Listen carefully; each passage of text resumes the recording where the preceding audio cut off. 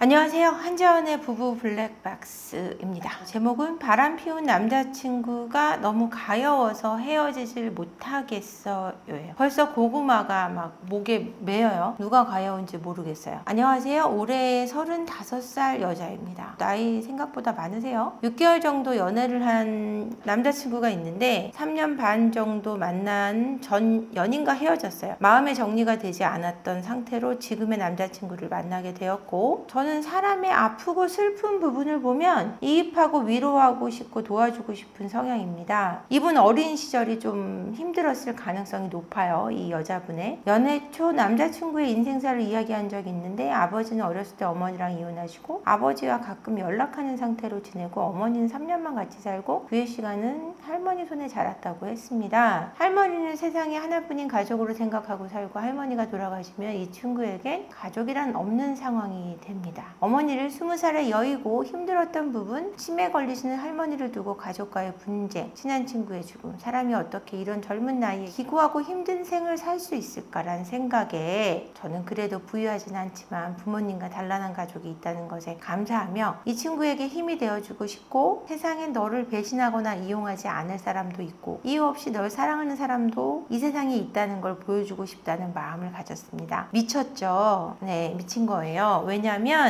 힘들게 자란 사람을 사랑하는 건 나쁜 거냐 이렇게 얘기할 것 같은데, 내가 이토록 힘든 과거를 가진 사람을 내가 바꿀 수 있다고 생각한 게 미쳤다는 거예요. 다른 얘기가 아니고, 그 사람을 사랑한 게 나쁘다는 뜻이 아니고 내가 그 사람을 바꿀 수 있다고 생각했다는 게 미쳤다는 거예요. 왜냐면 저 정도의 어린 시절을 가진 사람은 굉장히 아파요. 지금 바람 폈다는 얘기부터 나오잖아요. 결핍이 굉장히 심각하다는 건데, 그럼 치유가 필요하다는 얘기인데, 내가 그 사람을 사랑해주면 변화시킬 수 있어 라는 평강공주병이잖아요. 이런 컴플렉스가 생기게 되면 이제는 그 사람한테 못 벗어나요. 내가 이 사람한테 이 사람을 바꿀 수 있어서 나의 효능감을 발휘하겠다라고 마음먹고 목표를 정한 순간 이 사람을 떠날 수 없게 돼버리는 거예요. 그러니까 바람 피운 남자친구가 가여워서 헤어지질 못하겠다라는 제목부터 모든 게 지금 드러나고 있잖아요. 근데 본인은 부유하진 않지만 단란한 가족이 있다는 것에 감사한다 그랬어요. 근데 결핍이 없는 사람은 없고, 이분의 결핍이 저는 더 많이 보이거든요. 남자친구의 결핍보다. 연애 초창기에 일 때문에 많이 힘들어하고 밥도 잘 못 먹고 돈도 없어 정신적으로나 금전적으로 보탬이 될 수 있게 도와주었고, 자, 벌써 을의 연애가 시작됐어요. 항상 그 친구 옆에 있을 거다, 난 너의 편이라는 것을 느낄 수 있게 노력했습니다. 얼마나 호구로 보였을까요? 아주 먹잇감이죠. 하지만 문제는 저와 만난 지 2개월 정도 지났을 때였습니다. 다른 여자를 만나 3개월 정도 연애를 하였고, 그 와중에도 다른 여자들과 원나잇, 유흥업소 등을 다녔고, 이 사실을 알게 된 건 3개월 만났다는 그 여자에게서 연락이 오고 알게 됐습니다. 이 남자분은 사랑을 받아본 기억이 없어서 사랑을 할 줄 몰라요. 나는 사랑을 하고 있다라고 믿는 거죠. 이 여자분이 사랑하는 건 이 남자라기보다 내가 사랑을 하는 내 모습에 빠져 있다고 해도 과언이 아닐 거예요. 그 여자 또한 저와 같이 모르고 있다가 남친의 핸드폰을 보고 이 사실들을 알게 되었고, 남자친구의 친구들에게 저와 이 여자도 같이 무시하며, 얘네는 내가 이렇게 하면 그럴 애들이야 라는 식으로 이야기하며, 잠을 잔 여자들에 대해 몸매 평가를 하며, 자기는 절대 바람 피운 것을 걸릴 일 없다며 자신만만해 하기도 했습니다. 대단한 사람이네요. 그러니까 결핍 덩어리예요. 누굴 진심으로 사랑할 수 있는 상태가 아니에요. 성중독에다가 사랑 중독에 걸려있고, 그러니까 성중독에 가깝죠. 이 정도면은 관계에 대해서 완전히 중요시 여기지 않는 사람이기 때문에 이 사람은 성중독에 빠져 있고, 자존감은 바닥이에요. 관계 속에서 이 사람들이 나를 좋아할 때 자존감이 채워지기 때문에 많은 사람들로부터 수시로 자신의 가치를 확인해야 되는 사람이거든요. 한순간도 혼자 있는 걸 못 견디는 사람이란 말이에요. 남자친구의 친한 친구들은 남자친구의 이런 모습을 옹호하듯 저와 그 여자에게 다 비밀로 하고, 오히려 거짓말로 서로 입을 맞추며 알리바이를 만들어주고 있었습니다. 끼리끼리는 과학이거든요. 그러니까 친구들도 같은 과겠죠? 그 친구들은 건강할 거라고 생각하면 안 된다는 거예요.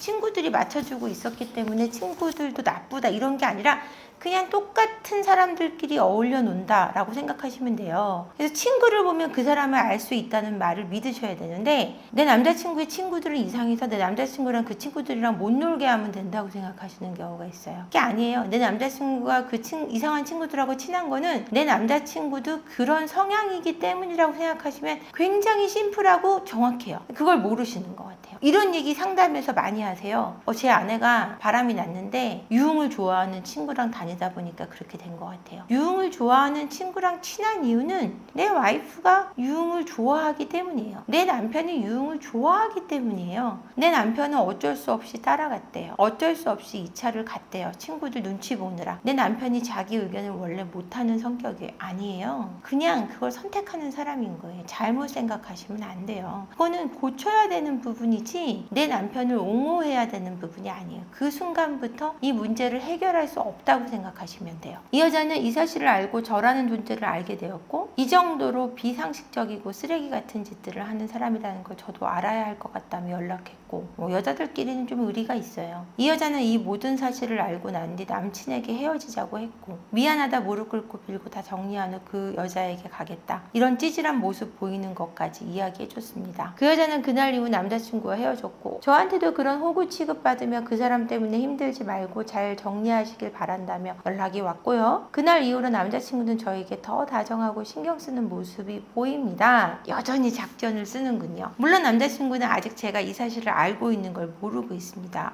인내심이 대단하세요. 이 일을 안 이상 저는 남친과 모든 신뢰가 다 깨진 것은 물론이고, 나를 기만하고 업신 여긴 것에 대한 배신감과 분노가 치밀어 올랐습니다. 그런데도 알고 있다는 걸 얘기를 안 하고 참고 계세요, 지금. 그래서 복수라도 해야지 싶다가도 그냥 헤어질까 하다가 너무 많은 생각들을 하는 와중에, 예전에 세포 언니가 하신 영상 중에 성중독증 혹은 충동조절 장애가 남친에게 해당되는 것 같았습니다. 성중독증이 해당돼요. 충동조절 장애가 해당돼요. 근데 이건 그 문제만으로 볼 수는 없어요. 이 안에 인성이라는 문제가 들어있습니다.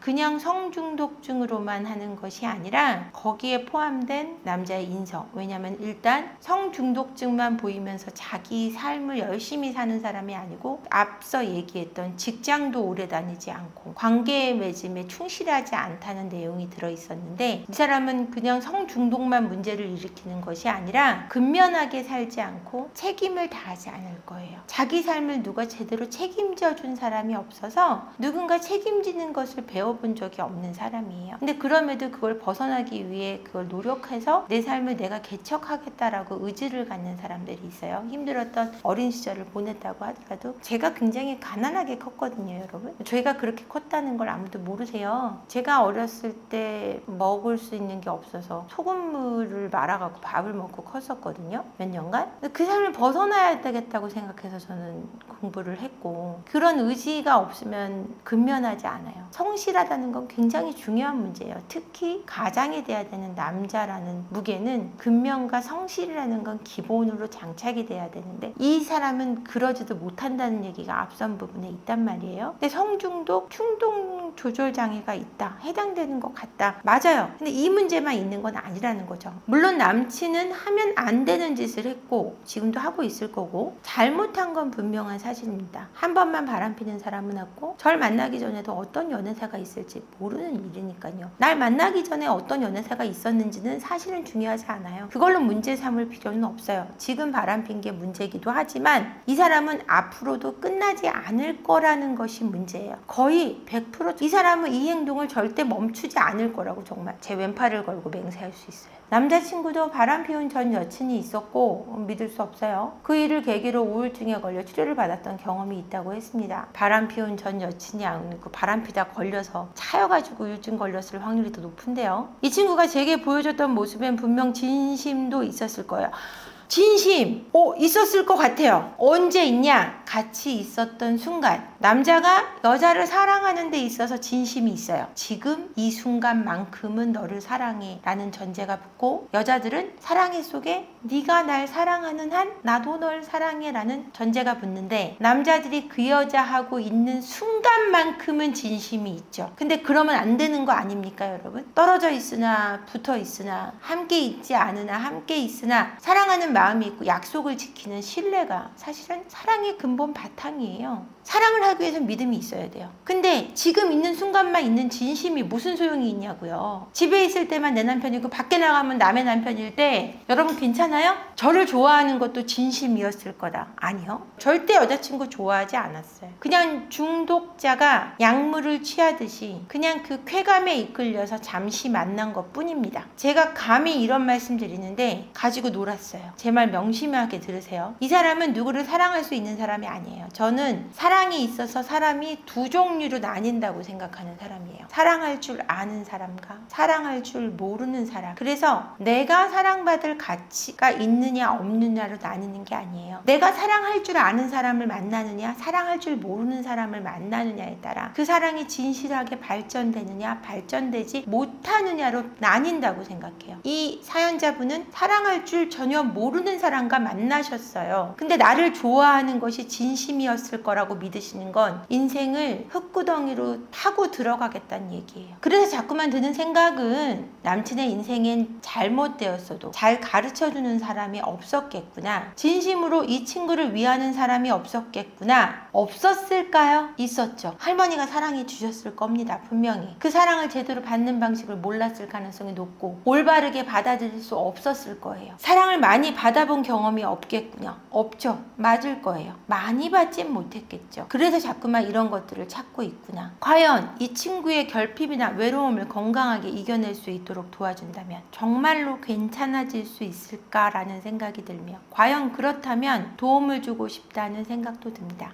이건 도움을 줄 수 있는 문제가 아니에요. 본인은 전문가가 도움을 줄 수 있습니다. 그리고 개인의 의지가 있어야 가능한 문제인데, 내가 사랑을 많이 주면 이 사람이 변할 거야 라는 건 내가 타인을 컨트롤하고 변화시킬 수 있어 라는 잘못된 사고에서 비롯된 결과예요. 이 결과로는 본인의 인생도 망치고 그 사람의 인생도 망치는 거예요. 그러니까 같이 망하자는 거지, 이거는 같이 함께 행복하자는 의지가 전혀 없다는 얘기예요. 그 남자 본인이 스스로 바뀌고 약도 먹고 치료받지 않겠다고 하는 이상 절대 변하지 않아요. 그 치료도 어쩌면 평생을 받아야 될 수도 있는 상황이에요. 이 정도 상황이라면. 근데 내가 이 사람의 사랑을 받아본 적이 없어서 내가 진짜 건강한 사랑을 줘서 애착이 성성되면 변할 거야, 그럴 순 없어요. 지금이 20살이 넘었기 때문에 20살이 되면 모든 사고와 이 사람의 인성 이런 것들이 완성이 되거든요. 변화되는 것이 거의 불가능하다고 심리학자들은 말을 해요. 물론 그 이후에도 변화된다고 믿는 심리학자도 있죠. 근데 프로이트는 그렇게 보고 있지 않았어요. 저는 변하는 경우가 딱 두 가지 있다고 생각해요. 죽었다 깨어나거나 내가 정말 죽기 살기로 변하겠다고 마음먹었거나, 이 두 가지는 변할 수 있다고 생각해요. 이 사람이 정말 그럴 정도로 의지가 있느냐는 거죠. 이게 첫 번째 관건이고, 정말 제대로 된 전문가를 만나는 게 관건인데, 내가 변화시킬 수 있어 사랑을 많이 주면.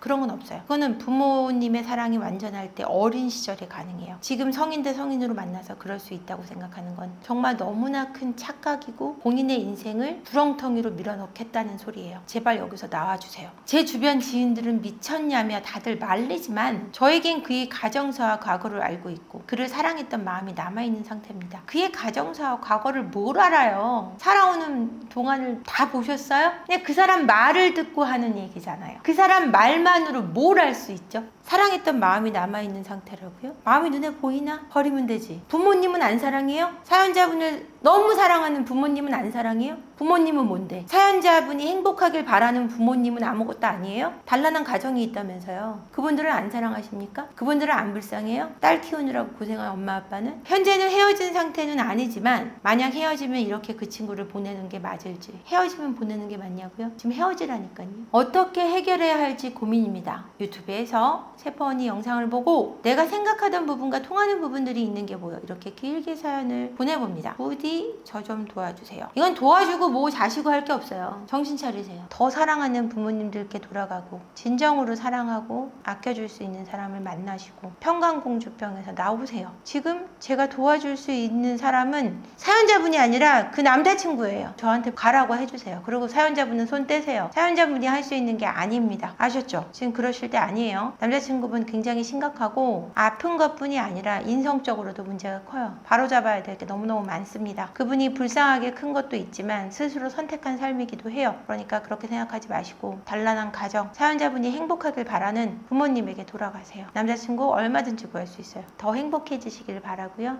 미련은 떼세요. 사랑 아닙니다.